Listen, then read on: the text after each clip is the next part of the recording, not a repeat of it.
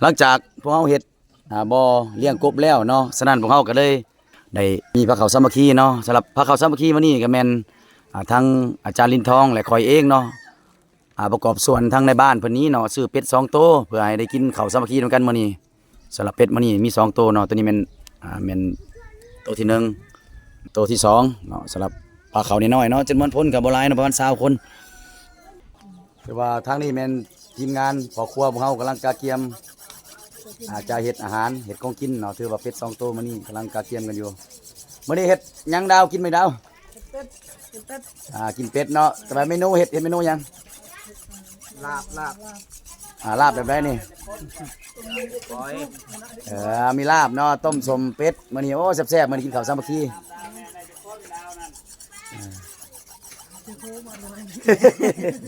ถามดาวบ่ได้จากคนดาวมีดาวที่ว่าขั้นตอนกำลังสำเร็จเป็ดจะเห็ดกินต่อกำลังคุณเขียวอยู่สำหรับพ่อครัวพวกเฮากำลังเห็ดเศษต้มเป็ดลาบเป็ดมื้อนี้แซ่บๆพี่น้องเอ้ยมากินนำกันเด้อมื้อเด้อขั้นตอนผักอย่างเดียวพี่น้องวันนี้ผักลาบโอ้ยเสียงสนั่นหวั่นไหวมานี่หิวเข่าแล้วผักมาแล้วกินข้าวเที่ยงกันเด้อจันดาวเป็นอะไรคักบ่เจ้าเฮ็ดนี่แซ่บอยู่บ่ลาบนี่ใส่หน่อยเนาะพี่นัวเนาะใส่หลายแซ่บหลายเนาะบรรยากาศของพ่อครัวมื้อนี้ป้าสุดยอดเลยพี่น้องฝากแน่กดไลค์กดแชร์เด้อสำหรับคลิปนี้ฝากติดตามแน่เป็นกำลังใจให้พวกเฮาเนี่ยตามมาเด้อมาเช็คอาหารเป็ดดีแซ่บๆเฮ็ดลาบลำบานกินยืดรึงดังเลยเบาเลยทางนี้ก็พ่อครัวกำลังเฮ็ดหยังตัวนั้นเฮ็ดหยังน่ะขัวบ่อ๋อเพิ่นขัวเป็ดขัวเป็ดแซ่บๆเพิ่นว่าพ่อครัวกำลังโซซิมืออยู่เป็นยังไงเบิ่งเปิดรูปเป็นไงคักอยู่บ่หอยฮ้อนมือเลยโอ้โชคคักอะไรพี่น้องขัวเป็ดนี่พี่น้องหน้าตาเป็นสิแหละคักอะไรนี่ครับนี่ก็ห้องลาบร้านมันก็ลาบเป็ดนี่ซื้อมันลาบยังใส่บักเขือป่ะนี่บักเขือโอ้ใส่บักเขือเนาะใส่ขิงน้ำใส่ขิงนี่มีเกลือบ่แม่นมีบักเขือมีขิงมีข่าโอ้คักมีใบมีผักเนี่ยผักยังนี่ผักนอโอ้ยเข้าห้องบักหอมเป้เนาะหอมเป้ทั้งภาษาบ้านเพิ่นว่าผักนอ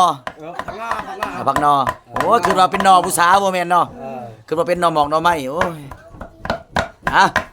ใกล้สิได้กินแหละข้อยก็บ่เคยกินเทื่อนอลาบแบบนี้หากับข้างเทมิดสิได้กินนี่เบิ่งก็ยังเป็นตาแซ่บแล้วหลังจากบางอย่างเนี่ยไป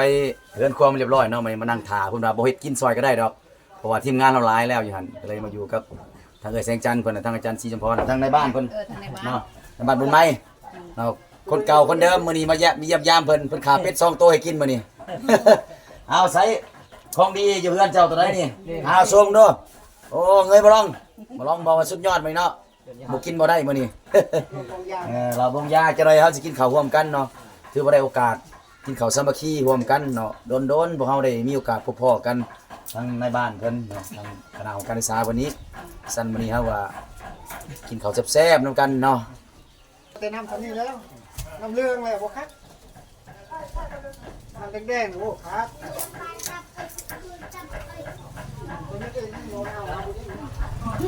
ยังไงตัวนั้นโอ้ยคักแล้ววันนี้ของแท้ครับลงมือเองแหละเนาะลงมือเองแล้วเนาะอาจารย์ศรีสุพรลงมือเองแหละมาเด้อ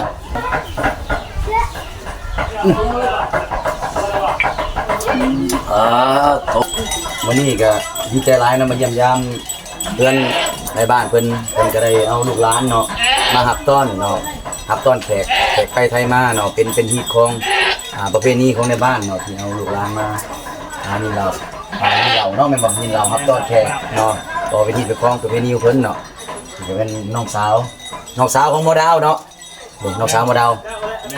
แม่นบ่เลยแม่นบ่ซื้อจังได๋ก่อนอาหลาว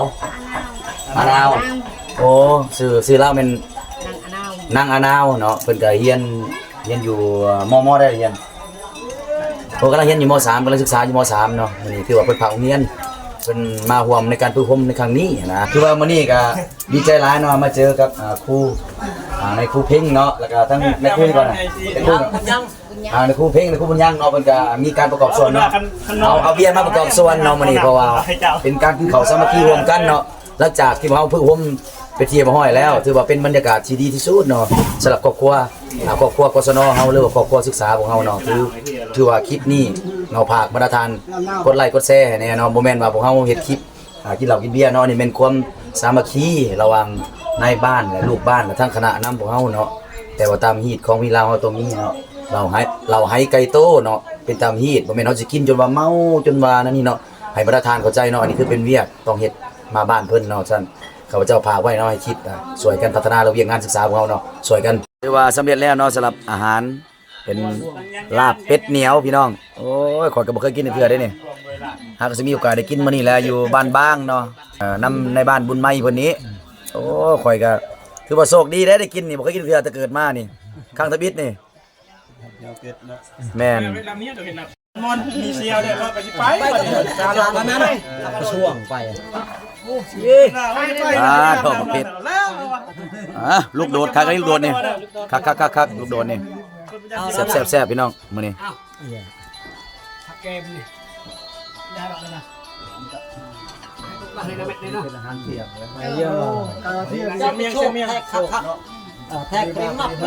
ในเวลากินข้าวสามัคคีแล้วเนาะคือว่าเสร็จภารกิจในการอบรมแล้วเฮามีการสร้างสรรค์ในกินข้าวสามัคคีมาเด้อกินข้าวกันมานี่ลงมือมาผักเรียนี่จ้าไปขอวันนี้เด้อเชียววันนั้นจ้าเด้อในบ้านบุญไม้เพิ่นโอ้สุดยอดเลยแซ่บนั่นจุกไปพูดอีกเอาให้พวกจุกเอ็นเอาไปกี่เบียร์คุณครับน่าเอาละไม่พูดนี่เบียร์นะมาเด้อมึงจะโดนยันมันลายให้พูดอีกเยอะแล้วเอาไปกินขนมเลยกินหลอดเดี๋ยวอะไรนะมามีดอกไม้กินก็แซ่บไหมได้กินข้าวจ้าเลยมาครับกินต่อไปมาแล้วมันมีบทเทิงหมดน้ำอีกกันยังทำเพิ่งไม่ได้กินข้าวแล้วเดี๋ยวมาจะไปอายยังนี่มาลงอายไปอายยังเนี่ยเขามาลูกเอารถไอ้เรื่องเนาะมื้อนี้ได้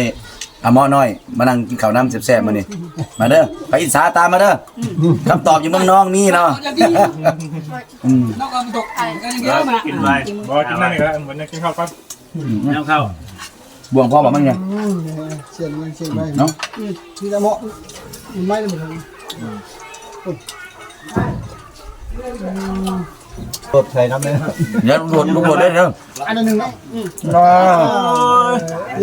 เข้าพี่มานั่งอยู่พี่ครับยืดแต่ของทองนะยามัน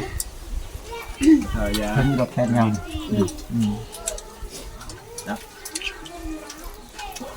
แซ่บบ่มื้อนี้อาหารแซ่บบ่โอ้เอาอีกบ่น้องบรรยากาศที่เฮือนครัวเนาะถือว่าอันนี้แม่นนักสมรกรที่มาพึ่งพมหมู่เฮาเนาะบ่ได้กินข้าวเช้าขี้ร่วมกันมื้อนี้ถือว่าม่วนหลายมื้อนี้เนาะหลังจากเฮาสำเร็จในการพึ่งพมการเลี้ยงกบแล้วพวกเฮาก็มีพาข้าวสามัคคีนำกันเนาะจักแซ่บบ่แซ่บเบิ่งนำกันพี่น้องนี่ว้าโถจนเบิดบาดนี้โอ้ยขอบใจเด้อที่ร่วมนำกันเนาะร่วมกิจกรรมนำกันเนาะ